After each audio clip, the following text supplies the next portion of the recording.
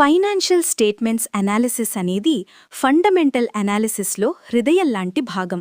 Company నిజంగా బలంగా ఉందా, లాభాలు ఎలా సంపాదిస్తోంది, డబ్బు ప్రవాహం ఆరోగ్యంగా ఉందా, అప్పుల భారం ఎంతవరకు ఉంది అనే విషయాలు ఈ విశ్లేషణ ద్వారా స్పష్టంగా తెలుస్తాయి. ఫైనాన్షియల్ స్టేట్మెంట్స్ ప్రధానంగా 3 భాగాలుగా ఉంటాయి: profit and loss statement, income statement, balance sheet మరియు క్యాష్ ఫ్లో స్టేట్మెంట్. ఈ మూడింటినీ కలిపి చూడడమే సరైన ఫైనాన్షియల్ చిత్రాన్ని ఇస్తుంది. మొదటగా profit and loss statement.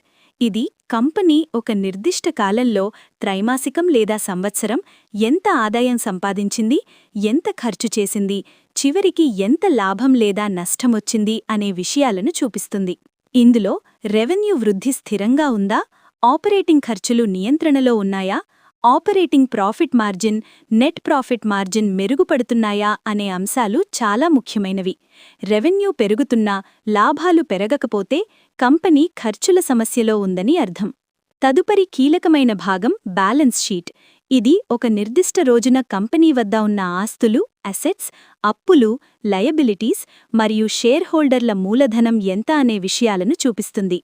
Cash, receivables, inventory వంటి కరెంట్ అసెట్స్ ఎంత ఉన్నాయి, లాంగ్ టర్మ్ అసెట్స్ ఎలా ఉన్నాయి, షార్ట్ టర్మ్ మరియు లాంగ్ టర్మ్ అప్పులు ఎంత ఉన్నాయి అనే విషయాలు ఇక్కడ అర్థమవుతాయి.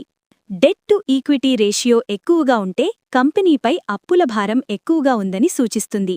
అలాగే బలమైన బ్యాలెన్స్ షీటున్న కంపెనీలు ఆర్థిక కష్టకాలాన్ని సులభంగా తట్టుకుంటాయి.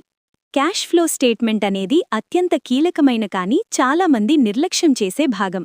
ఇందులో కంపెనీకి నిజంగా డబ్బు ఎక్కడి నుంచి వస్తోంది, ఎక్కడ ఖర్చవుతోంది అనే విషయం స్పష్టంగా కనిపిస్తుంది. ఇది 3 భాగాలుగా ఉంటుంది: operating cash flow, investing cash flow మరియు financing cash flow. Operating cash flow పాజిటివ్గా ఉండటమంటే కంపెనీ తన ప్రధాన బిజినెస్ నుంచే డబ్బు సంపాదిస్తోంది అని అర్థం. లాభాలు చూపిస్తున్నా క్యాష్ ఫ్లో నెగటివ్గా ఉంటే అది హెచ్చరిక సంకేతం. ఫైనాన్షియల్ స్టేట్మెంట్స్ అనాలిసిస్లో రేషియో అనాలిసిస్ కూడా కీలక పాత్ర పోషిస్తుంది.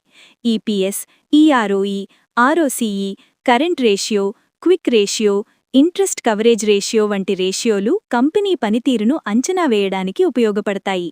ఈఆర్ఓఈ, ఆర్ఓసీఈ ఎక్కువగా ఉండటం అంటే కంపెనీ తన మూలధనాన్ని సమర్థవంతంగా ఉపయోగిస్తోంది అని అర్థం. ఇంట్రెస్ట్ కవరేజ్ రేషియో తక్కువగా ఉంటే అప్పుల వడ్డీ చెల్లింపులో రిస్క్ ఉందని సూచిస్తుంది. ఇంకా ట్రెండ్ అనాలిసిస్ కూడా చాలా ముఖ్యం.